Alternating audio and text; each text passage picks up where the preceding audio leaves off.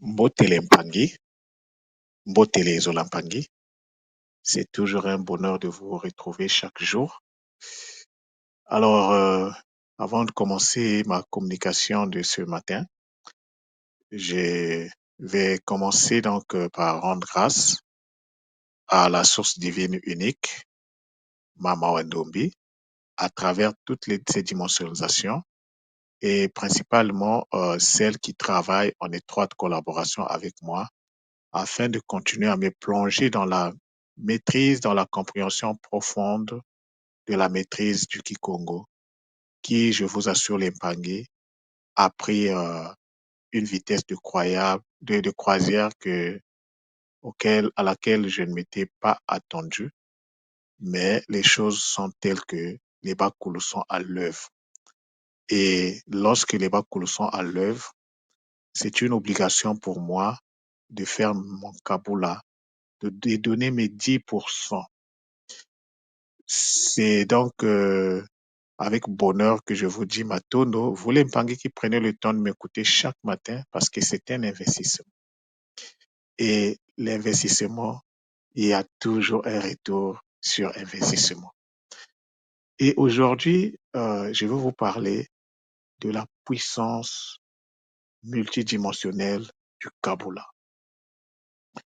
Le Kabula, c'est le verbe Kikongo ou le mot Congo qui veut dire partager, c'est un verbe.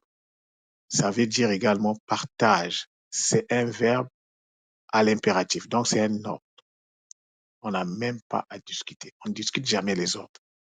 Les ordres, on les exécute. On ne discute pas. Donc, le Kabula consiste donc à donner. C'est un ordre de donner. Le Kabula, c'est tout un monde, c'est toute une philosophie. C'est aussi toute une manière de vivre. Mais avant de pouvoir vivre le Kabula, pour que le Kabula soit puissant dans la vie, il faut d'abord comprendre les enjeux qui sont liés donc à ce qu'on appelle le don. Il y a deux types de dons, ou bien le don a deux paramètres. Lorsque je prends quelque chose, je donne à l'autre. Ça, en Kikongo, on appelle ça le pa, P-A. Lorsque je donne et que l'autre reçoit ce que je lui donne, on appelle ça le ma.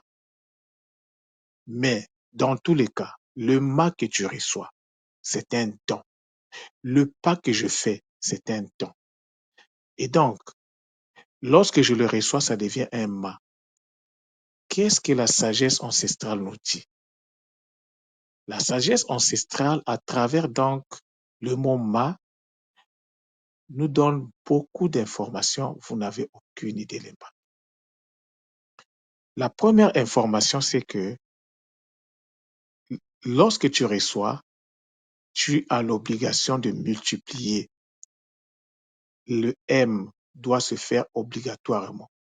La multiplication, c'est la première opération qui se fait dans le Nza lorsque l'énergie se dimensionnalise, c'est-à-dire descend du Nzi. Et si le Nza le fait, nous devons le faire. La deuxième information, c'est que à travers donc le système de Kabula permet de perpétuer les choses, de rendre les choses éternelles, de rendre la vie éternelle. La vie, c'est un don. Et la vie doit se transmet à travers le don. Et lorsque tu reçois un don, tu dois le multiplier, pas seulement pour toi. Tu multiplies afin que les fruits générés par la multiplication, tu puisses également donner aux autres afin que les autres fassent la même opération. C'est en cela que la vie peut se perpétuer. Il y a des choses qu'on ne vend pas dans la vie. Ce que tu n'as jamais produit par tes propres efforts, tu ne devais normalement pas le vendre. Le Kabula ici, ce n'est pas seulement dans l'optique que nous avons à l'école. Ah, j'ai vu quelque chose dans la méditation. C'est pas seulement témoigner. Ça, c'est le cas du témoignage. Ça aussi, c'est un partage parce que la personne qui va écouter ton témoignage, ça peut le guérir. Ça dépend dans quelle disposition la personne est. Ça devrait guérir l'autre qui écoute ton kaboula. Et si ton kaboula, ton témoignage est écouté par 1000 personnes, ta capacité de te guérir sera également multipliée. Donc, dans tous les cas, c'est bénéfique. Alors, l'Empangé, depuis que j'ai compris ça, je ne passe presque pas un seul jour sans faire mes kaboulas. Et c'est pour ça que je suis en train de voir que le Kisalu que je suis en train de faire continue à avancer, mais de la belle manière. Le secret de la réception réside dans le partage. Le sadaka, ce n'est pas un vain mot, l'Empangé. Le salaka, le sa, ada, aka, c'est toute une philosophie. Je pense que, loin de me tromper, on n'a pas encore commencé. Ça dit même le Kikongo, on n'a pas encore commencé à le comprendre. Parce que moi-même, je suis surpris tout le jour de comprendre les choses différemment. C'est que le Bakoulomon dit il y a 2 semaines, l'Empangui, ce n'est plus la même chose. Ça a évolué. Bon, il y a des choses que je ne peux pas vous dire ici, parce qu'il y a des choses qui doivent se transmettre dans un cadre approprié, à travers donc les activités du centre Nongo. Mais je vous donne quand même le 10% parce que j'ai cette obligation-là. Je ne peux pas recevoir, je ne peux pas canaliser des choses et puis les garder pour moi. C'est contre nature. Alors, dans le Zola, en tant que Mpangi, j'ai l'impression qu'on n'a pas encore commencé à comprendre le mot Mpangi. Mais je profite de l'occasion pour remercier Nganoé parce que j'ai compris le mot Mpangi à travers Nganoé. Je lui rends hommage par rapport à ça. Parce que si je n'avais pas eu cette conversation, je n'aurais peut-être pas compris ce mot dans sa profondeur. Mpangi ne se limite pas seulement aux personnes. Mpangi, c'est tout être, matériel ou pas, biologique ou pas, qui est capable de se te transmettre le ngui. Mpangi, ça veut dire donne-moi le ngui, donne-moi ton ngui. Les arbres nous donnent le ngui, Mpi nous donne le ngui, Mamba nous donne le ngui, tous les éléments de la nature, les biboulous, les biménina, les matadi sont nos mpangi. C'est pour cela que nous devons les traiter avec respect. On doit les considérer comme des êtres vivants à part entière, peu importe l'aspect sous lequel ils se présentent. Ce sont nos mpangi. Nous devons les respecter parce qu'une pierre, un tadi, un taadi, il va te soigner. Tu as besoin de lui pour te soigner. Mais lui également, il a besoin de toi parce que toi, tu es un intermédiaire entre le monde des consciences supérieures donc, et le monde des consciences, je pourrais dire les dimensions inférieures, les dimensions denses. En tant que Bantu, en tant que Ntu, nous avons cette charge-là. C'est pour cela que nous devons être conscients de cette mission et nous mettre au travail. Mais cela demande que nous puissions prendre conscience afin que nous devenions conscients. Il y a une différence entre être conscient et prendre conscience. Prendre conscience, c'est-à-dire tu viens d'ouvrir la porte. Être conscient, c'est-à-dire que tu es rentré dans la maison et tu as transféré les énergies de la maison en toi. C'est-à-dire ça devient une nature profonde chez toi. Et vous serez surpris, la conscience, je l'ai compris avec le son N, la lettre, la consonne N. C'est la consonne N qui m'a enseigné ce qui est derrière. Parce que nous avons souvent l'habitude de dire, oh, N renvoie à la conscience divine unique. D'accord, c'est vrai. Mais ça ne se limite pas à ça. Alors, Maintenant, lorsque nous parlons d'Impangi, maintenant dans notre cadre, nous en tant qu'humains, je vais dire quelque chose qui risquera de choquer certains Pangis. Moi, mon rôle ici, c'est pas de gérer les états d'âme des gens. Quand j'ai un message, je le livre. Celui qui va le prendre personnel, il n'a qu'à gérer. Parce que l'Impangi, quand nous posons des actes, il faut toujours vérifier si ces actes sont conformes à ce que l'univers, à ce que le Nza nous donne, nous enseigne. Et le Nza nous enseigne à travers la langue. Et parmi les langues qui existent actuellement sur Terre, nous avons le Kikongo, qui n'est pas en soi une langue, mais une enveloppe qui contient les langues qu'on dit les langues maternelles. Toutes les langues ancestrales Congo, lorsqu'elles accèdent à leur niveau donc initiatique, c'est du Kikongo en fait. C'est-à-dire que moi aujourd'hui, que tu viennes de l'Afrique du Sud, que tu viennes du Sénégal, quand tu me places le mot, je ris parce que je retrouve le Kikongo, l'Impangi. J'ai retrouvé le Kikongo dans l'arabe. La majorité des mots arabes sont des mots fondamentalement et exclusivement Congo. Mais bien plus, ces mots-là ont été conservés dans leur, pas parfaitement, mais il y a encore une touche de l'équilibre dans les mots arabes. Plein de mots arabes. Parce que je vous dis que j'ai vécu au Maroc. Donc, j'ai connu un peu l'arabe. Pas en totalité, mais il y a des mots. Et quand aujourd'hui je prends ces mots-là, l'Impangi, c'est le bonheur. Alors, ça me donne encore la force de continuer et de continuer à vous parler chaque jour. Cela étant, lorsque tu fais quelque chose, il faut toujours vérifier si tu es en phase avec la nature. Est-ce que l'opération que tu fais est en harmonie avec le cosmos? Parce que le cosmos, le Nza, nous parle à travers les mots. Tout moi nous l'avait dit dès le début. Le Kikongo, ce sont des codes géomathématiques. Ce sont des sons cristallisés, les sons de l'univers. Donc, le Kikongo, c'est l'univers qui parle. C'est la parole de l'univers. Alors, si tu veux savoir ce que l'univers pense de ce que tu fais, il faut interroger la langue. Retrouve le mot équivalent à l'acte que tu es en train de poser en Kikongo. Et alors, tu rentres dans la profondeur de ce mot, le mot va te parler. C'est comme ça que moi, je travaille le Kikongo. Donc, il y a des choses, je vais le dire de façon brute. L'Impangue, il est arrivé, il va arriver que des gars, comme on est devenu libre, on a fini avec l'école Kimoto. On est libre de faire ce que nous voulons. Mais on est toujours connecté au KMT. Parce que chaque matin, quand tu fais ta takia, tu as le KMT que tu dois visualiser.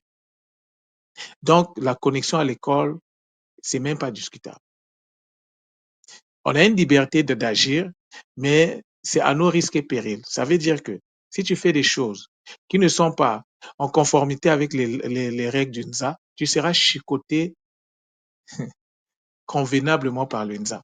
C'est-à-dire, va se déployer dans ta vie et après, il ne faut pas pleurer pour dire, mais ça ne marche pas chez moi. Non, la nature ne connaît que l'application de la loi. Soit ça passe, soit ça casse. Isfet n'est pas là il n'est pas là dans les émotions, Isfet. Il fait son travail de régulateur. Non, le Kaboula d'aujourd'hui, c'est magnifique. Je n'ai pas encore fini. Alors, le point que je voulais soulever. Donc, il va arriver, comme cela est arrivé dans le passé, que les Mpangi se mettent ensemble pour travailler. Attention. Lorsque vous vous mettez ensemble pour travailler, il faut que l'équilibre, l'équité soit au centre de ce que vous allez faire. Vous ne pouvez pas vous mettre en groupe et chercher à faire l'exploitation des autres. Je vais le dire comme ça. C'est contre nature. Je donne un exemple. Moi, j'ai le centre Nongo. Je reçois des gens au centre Nongo. Des Mpangi qui viennent pour l'activation cérébrale complète. Il y en a aussi qui viennent pour le Kikongo. Il y en a aussi qui viennent pour les techniques de boostage, les NHR. Alors, je communique avec les Mpangi et je me rends compte que le Mpangi a besoin d'un gars Elisha.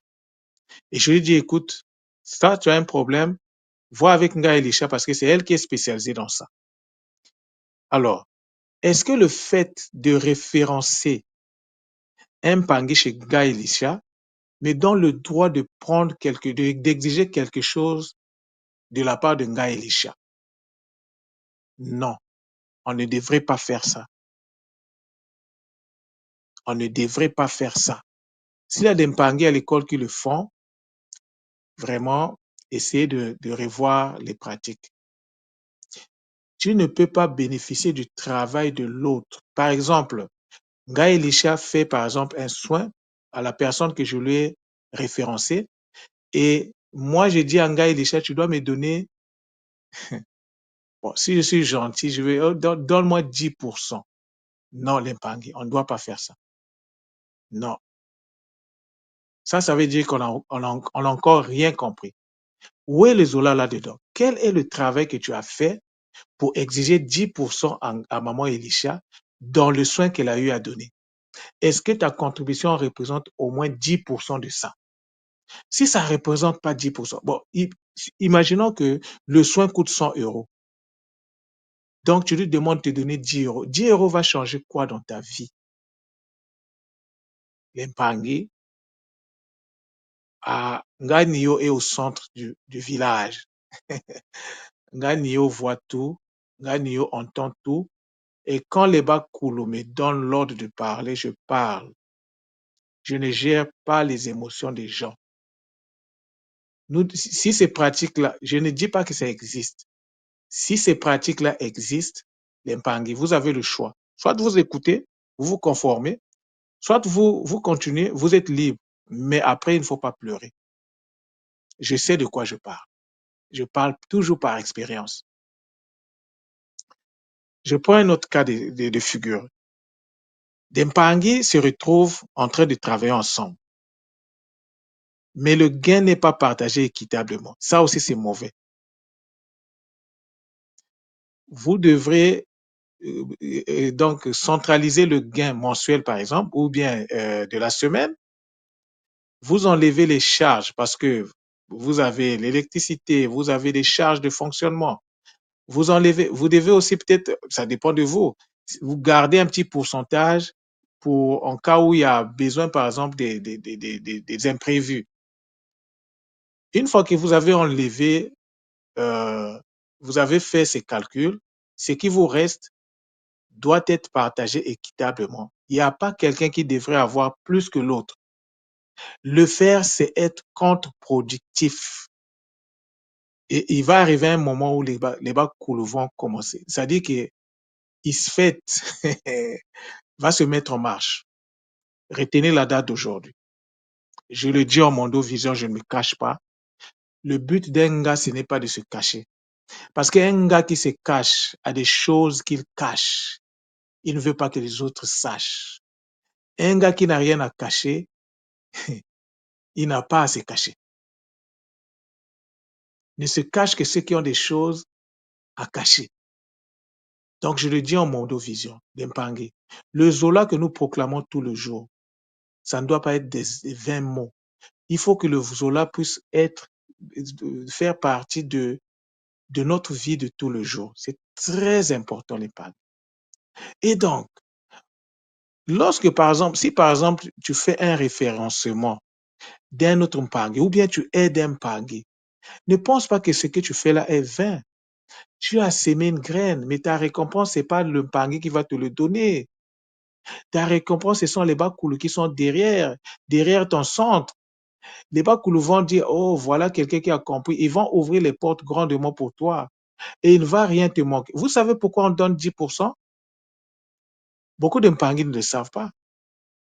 10, quand tu enlèves 10, 1 de 10, ou bien quand tu as 100, tu enlèves 10, ça te reste combien? Il te reste 90. 9 plus 0 est égal à 9 et 9 se le voit Le voix, c'est, comment je peux même dire ça? C'est-à-dire que le voix te permet toujours de disposer. En fait, le 9, c'est la fin. Lorsqu'on compte, le 9, c'est tu arrives à la fin. C'est la finalité. Je ne sais pas, je n'arrive pas à trouver le mot pour bien le dire. Le 9, c'est comme si tu as atteint la totalité. Tu es arrivé à la fin. Donc, tu es rempli. Et donc, le 10 permet de recommencer. Et donc, si tu ne veux pas recommencer, tu as donc l'obligation d'enlever dans le 100% que tu as, ou dans le 10%, dans les 10%, enlève le 1% afin que tu sois toujours un 9. Afin que toute ta vie, il ne te manque de rien. Mais lorsque tu prends les 100% et que c'est-à-dire que tu viens de décider de reprendre les choses à zéro, il n'y a rien qui se fait dans le hasard. Le ma, c'est toute une philosophie. Le ma, c'est tout c'est-à-dire comment je peux dire ça? C'est un état d'esprit aussi. Mais c'est toute une philosophie de vie. Lorsque tu reçois tu as l'obligation de donner le 1% afin de rester dans, le mot m'échappe. Mais ça va, même demain, quand je vais revenir sur ça.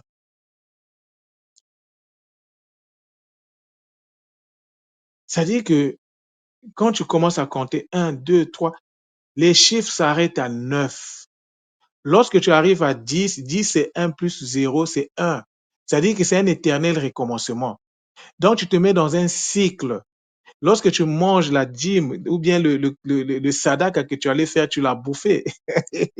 Moi, il m'est arrivé de bouffer ça aussi. Mais je ne dis pas que c'est moi les pangis qui le font, hein. Il m'est arrivé, mais je suis accablé, mais je n'ai que ça. Je vais faire comment?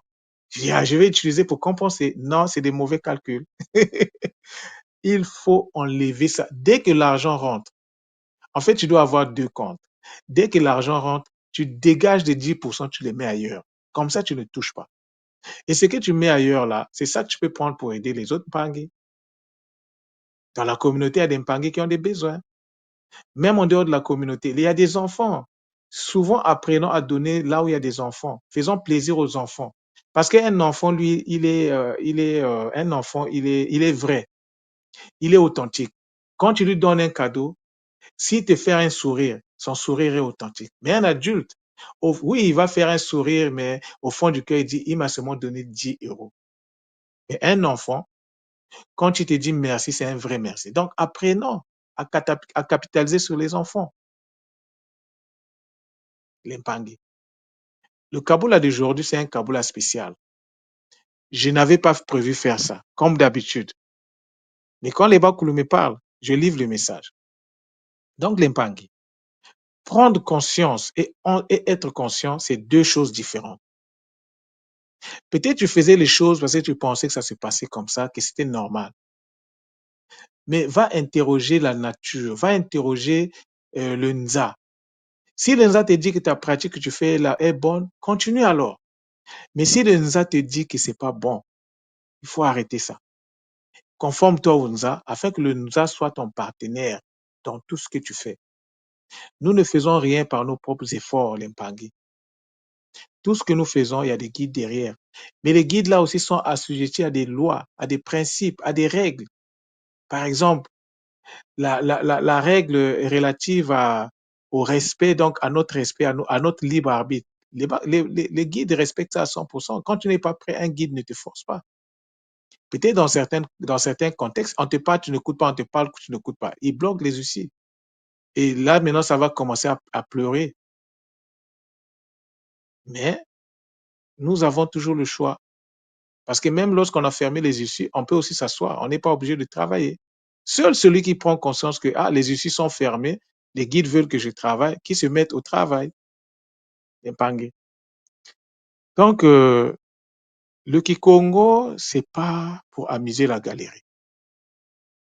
Nos langues maternelles sont là pour nous parler. C'est l'univers qui nous parle à travers ça. Et dans la linguistique Congo, il y a des règles. Il y a plein de règles. Est-ce que vous savez que Les mots que que nous utilisons à l'école, il se pose un problème de transcription parce que ces mots-là sont des mots, comme je le dis souvent, des mots zippés, des mots compressés. Et ces mots-là ne peuvent pas déployer leur énergie. Pour qu'un mot déploie son énergie, il faut le dézipper, c'est-à-dire il faut le détacher d'abord. Après l'avoir détaché, il faut retrouver l'équilibre de ce mot, l'équilibre énergétique du mot. Vous serez surpris que normalement Zola ne s'écrit pas tel que ça s'écrit là. Mais je ne peux pas vous l'expliquer ici parce que ça fait partie des ateliers pratiques pour ceux qui veulent aller loin dans ce qu'ils sont en train de faire dans la vocalisation sacrée. Sans la vocalisation sacrée, il n'y a pas la créativité. Tu ne crées pas tant que tu n'as pas vocalisé.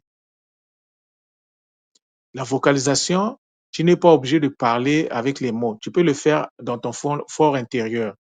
Mais même dans ton fort intérieur, il y a des règles à respecter. Tu ne peux pas être créateur sans parler. Le tas est très important. La parole est très importante. Le dire est très important. L'épargne. C'est pourquoi un gars qui est en activité à l'école devrait chercher à communiquer sur ses activités. Communiquer, c'est pas évident. Je me rappelle, moi, quand j'ai commencé, c'était pas évident. Mais j'ai écouté les conseils de Nga Noé, qui avait partagé son expérience. C'est parce que Nga Noé avait partagé son expérience sur ses débuts que moi, ça m'a donné la force de persévérer. Et aujourd'hui, je suis capable de faire un Kaboula sans avoir une feuille à la main. Tout coule de source. Tout ce que je vous dis là, c'est dans ma tête. Mais pour y arriver, il y a un travail à faire. Oh non, moi, je ne veux pas dire, je vois des choses, je ne veux pas dire. Mais est-ce que tu ne penses pas que c'est de l'égoïsme? C'est de l'égoïsme. Et si tu es égoïque, ça veut dire que tu n'as pas de Zola. Comment tu vis une expérience et puis tu la gardes pour toi?